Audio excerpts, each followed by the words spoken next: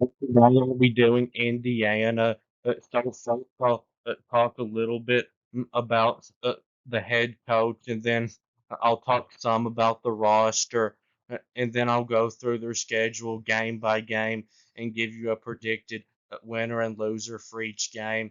So head coach at Curt Cignetti enters his first season as the head coach of Indiana, and he was the head coach of James Madison for 5 seasons before taking the job at Indiana, and he had a whole lot of success there, going 52-9, and they didn't do well in recruiting this year. They only ranked at 65th, but he brought in his talent through the portal this year. They bring in a whole bunch of transfers that will be starters, and a lot of them played for him at James Madison.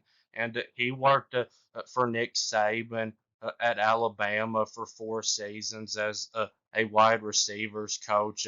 I think he's going to do well at Indiana, and I think they're going to be a surprise team this year. So, starting on the offensive side of the roster, at quarterback, it'll be a transfer quarterback that will be the starter. He comes from Ohio. Curtis Rourke is his name. He's very experienced. He started 33 college games, and these past 2 seasons he started at 22 games and has in that combined 5,463 passing yards and 36 touchdown passes.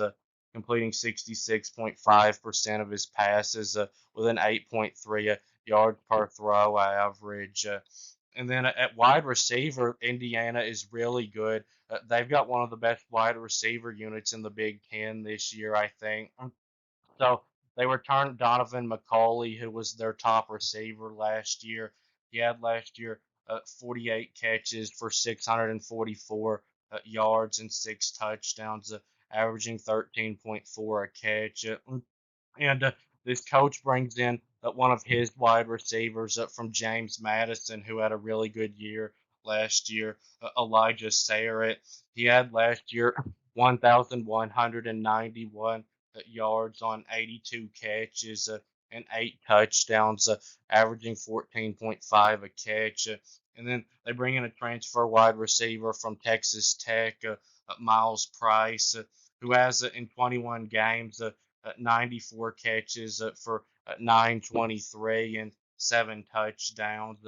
And they also bring in a transfer wide receiver from Ohio, Miles Cross, who had in 11 games last season, 47 catches for 617 and 5 touchdowns, averaging 13.1 a catch.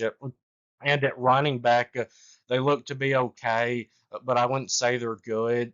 They bring in 3 transfer running backs. Two of them played for this coach at James Madison.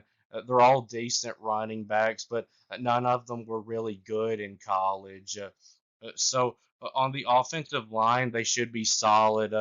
They bring it back 2 starters who were solid players for them last season, and they bring in 3 transfers that will be the other 3 starters, and 2 of them come from James Madison, and they're all solid players. So offensively, they should be a lot better than last year. They were awful there last year. And then on the defensive side, the defensive line looks to be good. So this coach brings in 2 of his defensive linemen from James Madison who will be starters, and they were good for them. So Mikel Kamara had 51 tackles and 7.5 sacks and 4 forced fumbles and 13 total pressures and 2 pass breakups and 12 games last year with James Madison. And James Carpenter had in 24 games these past 2 seasons that combined at James Madison 105 tackles, 9.5 sacks, and 6 pass breakups and a forced fumble and 2 fumble recoveries. And then Indiana returns a really good defensive lineman, Jacob Mangum Faroff or whatever his name is. that had last year 62 tackles, 4 pass breakups, and 3 pass rushes last season. And then at linebacker, the coach brings in 2 of his linebackers from James Madison, who were really good players for them. Aiden Fisher, who had last season 108 tackles and 1.5 sacks and 6 pass breakups and an interception and 7 total pressures. And Jalen Walker, who has in 21 games the past 2 years combined 124 tackles and 9 pass breakups and 3 interceptions and 3 forced fumbles and 2.5 sacks and 7 total pressures. And in the secondary at safety, they look to be good. They bring in 2 transfer safeties from Old Dominion who were really good for them last year. Terry Jones, who had last year 104 tackles and 4 pass breakups and a forced fumble and a fumble recovery, and Sean Osbury, who had last year 93 tackles and 4 pass breakups and an interception. And then at cornerback, uh, Curt Cignetti, the new head coach, brings in one of his cornerbacks that will be one of the starting corners this year, who did a good job for them last year.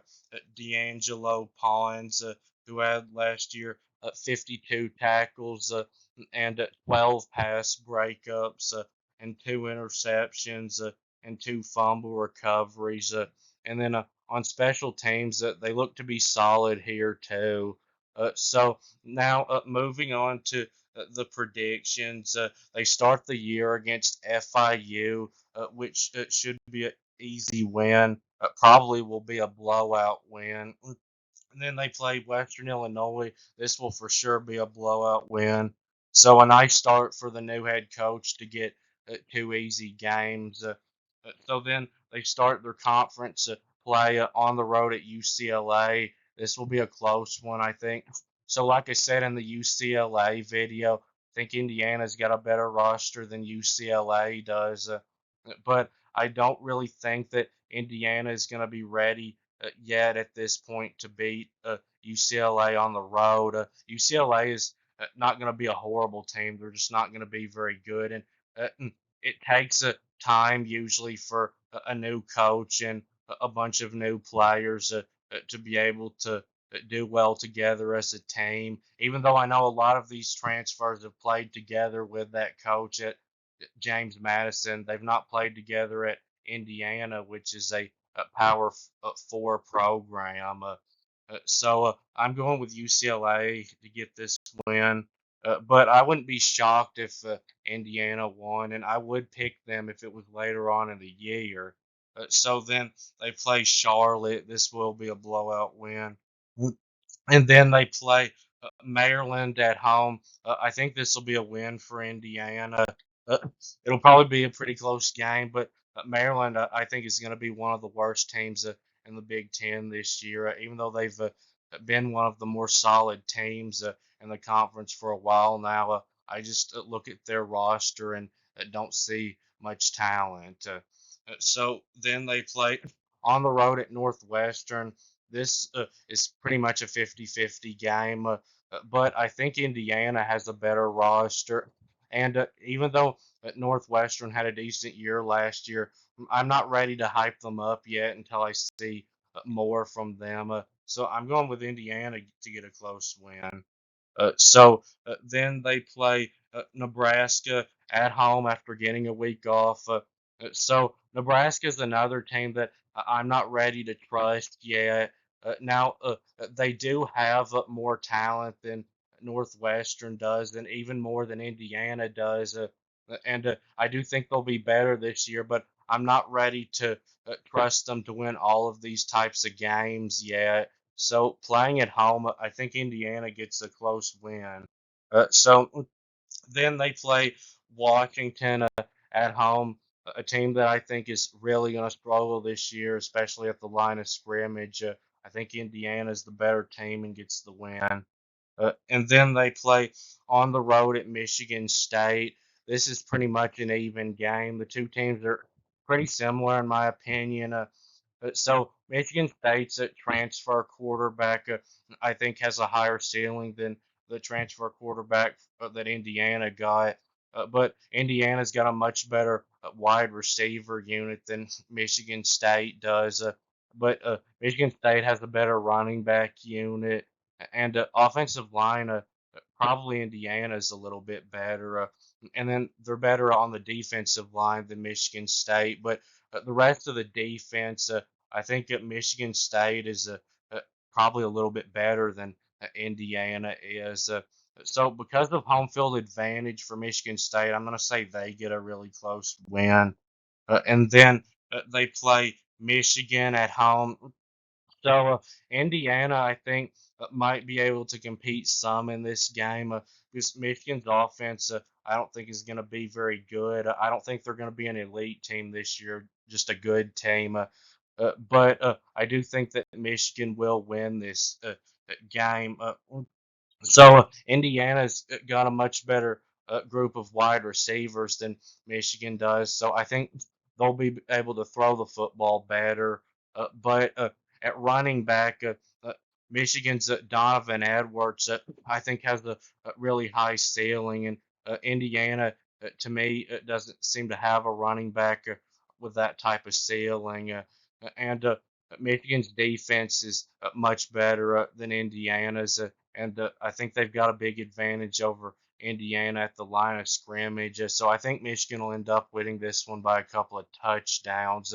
And then they take a week off and go on the road to play Ohio State. No chance in this one. This will for sure be a loss. Ohio State, if you watched my last video, you saw that I think that they're the best team in the country this year. This will be a blowout loss for Indiana. And then they play their in-state rival Purdue to end the season. This rivalry has usually been between two terrible teams, but this year I think it'll just be one terrible team, Purdue, and a decent team, Indiana, that gets the win. So my final prediction for Indiana is 8-4 overall and 5-4 in the conference. So I'm higher on them than anyone else that I've seen. But I do think that this is probably about the ceiling for this team this year. This would be a 5-win improvement from their 3-9 season last year. But I am pretty sure that Indiana will at least get to a bowl game this year. So that will be it with this video, and please subscribe, and thanks for watching, and I'll be back soon.